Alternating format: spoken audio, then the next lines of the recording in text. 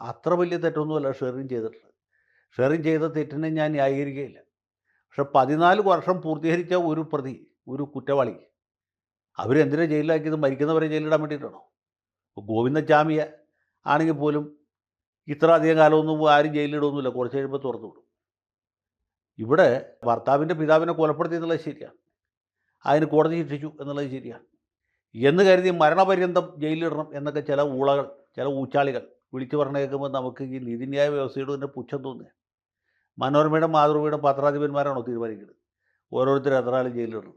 ഇവിടെ ഈ പിണറായി വിജയൻ്റെ ആഭ്യന്തര വകുപ്പിൻ്റെ ഏറ്റവും അറിയപ്പെടുന്ന ഒരു വിമർശകനാണ് ഞാൻ. പക്ഷേ ഈ കാര്യത്തിൽ ഞാൻ സർക്കാരിൻ്റെ കൂടെയാണ്. നമസ്കാരം.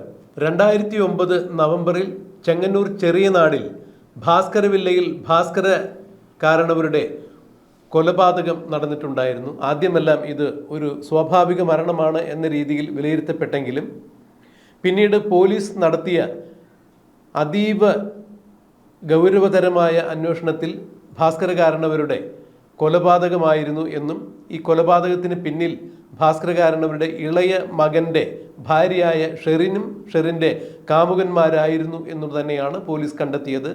ഈ കേസ് 9 മാസം കൊണ്ടാണ് വിചാരണ പൂർത്തിയാക്കി ഷെറിനെയും ഷെറിൻ്റെ 3 കൂട്ടുകാരായ കുറ്റവാളികളെയും ശിക്ഷിച്ചത്. ഷെറിന് 3 ജീവപര്യന്തവും കുറ്റവാളികൾക്ക് ഇരട്ട ജീവപര്യന്തവുമാണ് കൂട്ടുകാർക്കായി കോടതി വിധിച്ചത്. മാവേലിക്കര സെഷൻസ് കോടതിയാണ് ഇത്തരത്തിൽ ഒരു വിധി പ്രസ്താവ്യം നടത്തിയത്. എന്നാൽ 3 ജീവപര്യന്തം ശിക്ഷയ്ക്ക് വിധിക്കപ്പെട്ട ഷെറിൻ 2025 ആകുമ്പോഴേക്കും ഏതാണ്ട് 14 വർഷത്തിലകം തുടർച്ചയായി ജയിലിൽ കഴിയേണ്ടി വന്നിട്ടുണ്ട്, തടവ് ശിക്ഷ അനുഭവിച്ചിട്ടുണ്ട് എന്ന് തന്നെയാണ് ജയിൽ രേഖകൾ വ്യക്തമാക്കുന്നത്. അട്ടക്കുളങ്ങര ജയിലിലും തിരുവനന്തപുരത്തും വിയ്യൂരും അതുപോലെ കണ്ണൂരിലുമായി പല ജയിലുകളിൽ മാറി മാറി തന്നെയാണ് ഷെറിന് ജയിൽവാസം അനുഭവിക്കേണ്ടി വന്നത്. എന്നാൽ സർക്കാരിൻ്റെ ചില പ്രത്യേക അധികാരങ്ങൾ കണക്കിലെടുത്ത് അല്ലെങ്കിൽ പ്രത്യേക അധികാരങ്ങൾ ഉപയോഗിച്ചുകൊണ്ട് ജീവപര്യന്തം ശിക്ഷയ്ക്ക് വിധിക്കപ്പെട്ട ആളുകൾ 10 വർഷത്തിലധികം ശിക്ഷ അനുഭവിക്കുകയും ജയിലിൽ നല്ല നടപ്പുകാരെന്ന സർട്ടിഫിക്കറ്റ് നേടുകയും ചെയ്തു കഴിഞ്ഞാൽ അവർക്ക് സർക്കാരിൻ്റെ പ്രത്യേക അധികാരങ്ങൾ ഉപയോഗിച്ചുകൊണ്ട് ജീവപര്യന്തം ശിക്ഷ ഇളവ് ചെയ്ത് പുറത്തുവിടുന്ന അല്ലെങ്കിൽ ജയിൽ മോചിതയാക്കുന്ന ഒരു രീതിയുണ്ട്. ഇതിന് ഷെറിൻ അപേക്ഷ കൊടുത്തിട്ടുണ്ടായിരുന്നു. തനിക്ക് ജീവപര്യന്തം ഇളവ് നൽകി തന്നെ മോചിതയാക്കണം എന്ന് സർക്കാരിന് അപേക്ഷ നൽകിയിട്ടുണ്ടായിരുന്നു.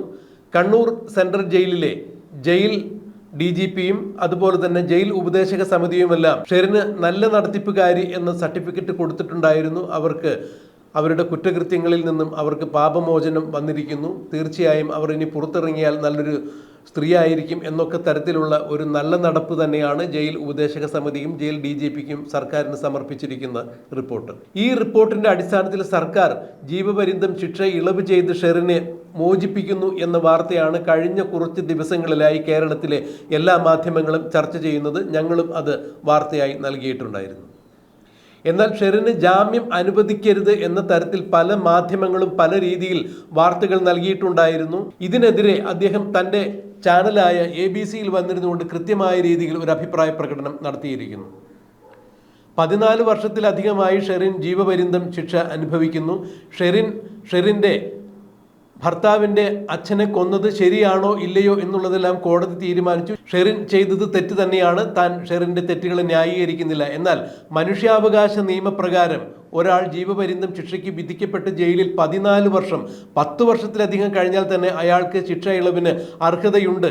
മാത്രമല്ല അയാൾ ഒരു കൊടും കുറ്റവാളി ആയിരുന്നില്ല എന്നുള്ള പശ്ചാത്തലമെല്ലാം പരിശോധിക്കുമ്പോൾ തീർച്ചയായും അയാൾക്ക് ജയിലിൽ ശിക്ഷാ കാലാവധി പൂർത്തിയാക്കുന്ന സമയത്ത് കൊടും ക്രൂരകൃത്യങ്ങളൊന്നും ചെയ്തിട്ടില്ല എന്നുണ്ടെങ്കിൽ, നല്ല നടപ്പ് ജയിലിൽ നേടിയിട്ടുണ്ടെങ്കിൽ തീർച്ചയായും അവർക്ക് ശിക്ഷ ഇളവ് ലഭിക്കുന്നതിന് അർഹതയുണ്ട് എന്ന് തന്നെയാണ് അഡ്വക്കേറ്റ് ജയശങ്കർ പറഞ്ഞത്. ഷെറിൻ എന്ന ഈ കുറ്റവാളിയുടെ കുറ്റകൃത്യങ്ങളെ താൻ ഒരു കാരണവശാലും ന്യായീകരിക്കുന്നില്ല എന്നും, എന്നാൽ കേരളത്തിലെ മുഖ്യധാരാ മാധ്യമങ്ങളടക്കം ഷെറിന് ശിക്ഷ ഇളവ് നൽകരുത് എന്ന് പറയുന്നതിലെ യുക്തി മനസ്സിലാകുന്നില്ല. അഥവാ ഇത്തരം കാര്യങ്ങൾ തീരുമാനിക്കുന്നത് മലയാളത്തിലെ പത്രങ്ങളോ ചാനലുകളോ അല്ല എന്നുകൂടി അഡ്വക്കേറ്റ് ജയശങ്കർ എടുത്തു പറയുന്നുണ്ട്. നിയമത്തിന് നിയമത്തിൻ്റെതായ വഴികളുണ്ട്, നിയമത്തിൻ്റെതായ വ്യാഖ്യാനങ്ങളുണ്ട്, അതാണ് പാലിക്കപ്പെടുന്നത്. അതുകൊണ്ട് കോടതിയുടെ പരിധിയിൽ വരുന്ന ഇത്തരം കാര്യങ്ങളിൽ മാധ്യമങ്ങൾ ഇടപെടുകയോ അഭിപ്രായ പ്രകടനം നടത്തുകയോ ചെയ്യാതിരിക്കലാണ് നല്ലത് എന്നാണ് ജയശങ്കറിൻ്റെ വാക്കുകളിൽ നിന്നും മനസ്സിലാക്കാൻ കഴിയുന്നത്.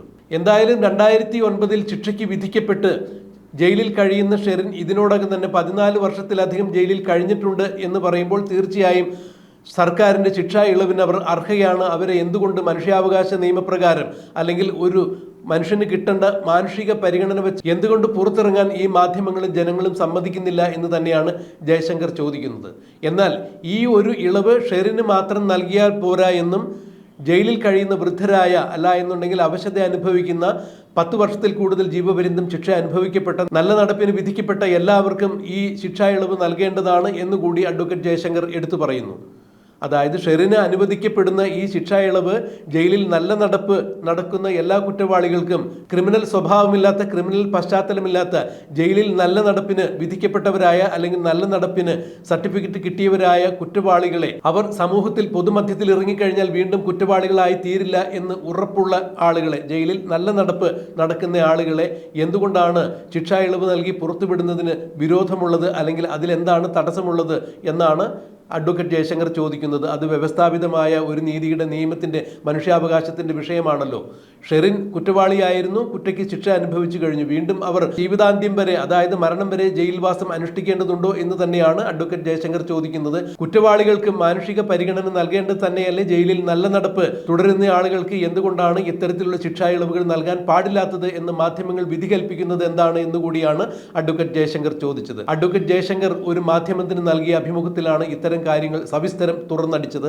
ഭരണകൂടത്തിന്റെയും മാധ്യമങ്ങളുടെയും എല്ലാം കണ്ണു തുറക്കുന്നതിന് വേണ്ടിയുള്ളതായിരിക്കട്ടെ തന്റെ ഈ നിരീക്ഷണം എന്നുകൂടി അഡ്വക്കേറ്റ് ജയശങ്കർ പറയാതെ പറഞ്ഞു വെക്കുന്നുണ്ട്.